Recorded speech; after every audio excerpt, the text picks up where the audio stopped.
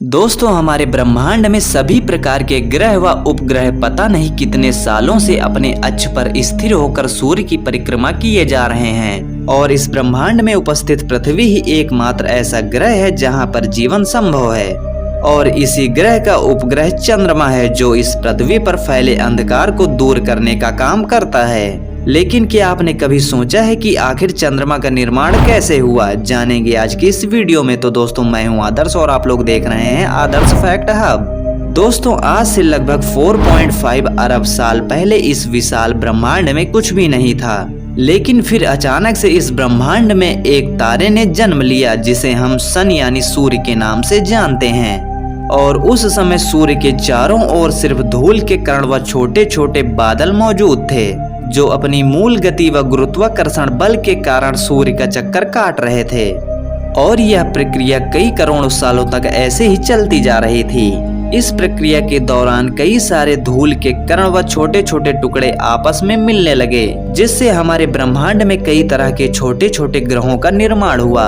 और समय के साथ साथ हो रहे परिवर्तन के कारण ये छोटे छोटे ग्रह भी आपस में मिलने लगे, जिससे हमारी पृथ्वी का निर्माण हुआ। और कई लाखों सालों के बाद हमारी पृथ्वी गोल चट्टान के रूप में परिवर्तित हो चुकी थी, जो एक खौलते हुए लावे के रूप में नजर आ रही थी, जिसका तापमान लगभग 1200 डिग्री सेंटीग्रेड के आसपास माना जाता था, जो एक नर्क के आगे के समान थी।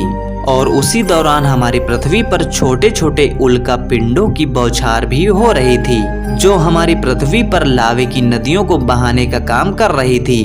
और उसी बीच थेया ग्रह का भी निर्माण हुआ था, जिसका आकार मंगल ग्रह के आकार के बराबर था। और यह ग्रह हमारी पृथ्वी के गुरुत्वाकर्षण बल के कारण 15 किलोमीटर प्रति सेकंड की रफ्तार से आने लगा और हमारी पृथ्वी से टकरा गया, जिससे हमारी पृथ्वी से कई सारे टुकड़े अलग होकर ब्रह्मांड में चक्कर काटने लगे, जिसकी वजह से हमारी पृथ्वी के शनि ग्रह की तरह रिंग बन गए। और इन्हीं पिंडों में से कुछ पिंड आपस में मिलकर एक खगोलीय पिंड का निर्माण किया, जो हमारी पृथ्वी का चक्कर लगाने लगे, जिसे आज हम चांद के नाम से जानते हैं। और उस समय चांद हमारी पृथ्वी के काफी करीब था, जिसकी वजह से यह उस समय काफी बड़ा नजर आता था। उस समय हमारा चांद एक आग के गोले के समान नजर आता था, क्योंकि इसकी सतह काफी ज्यादा गर्म थी और ये हमारी पृथ्वी के बेहद करीब होने की वजह से यह हमारी पृथ्वी पर काफी ज्यादा गुरुत्वाकर्षण प्रभाव डाल रहा था। लेकिन समय के साथ साथ हमारी पृथ्वी पर कुछ ऐसा घटित होने वाला था जिसकी कल्पना भी हम नहीं कर सकते हैं। आज से लगभग 4.5 करोड़ साल पहले अचानक से हमारे चांद पर एस्ट्रॉइड की बौछार प्रारंभ हो गई और ये एस्ट्रॉइड हमारे चांद पर कई लाखों सालों तक ऐसे ही गिरते रहे। और इस प्रक्रिया को वैज्ञानिक भाषा में द लेट हैवी बम्बार्डमेंट कहा जाता है। और इन एस्ट्रॉइड की बरसात की वजह से हमारे चांद का तापमान इतना ज्यादा हो गया कि पृथ्वी से देखने पर यह एक आग के गोले के समान नजर आ रहा था।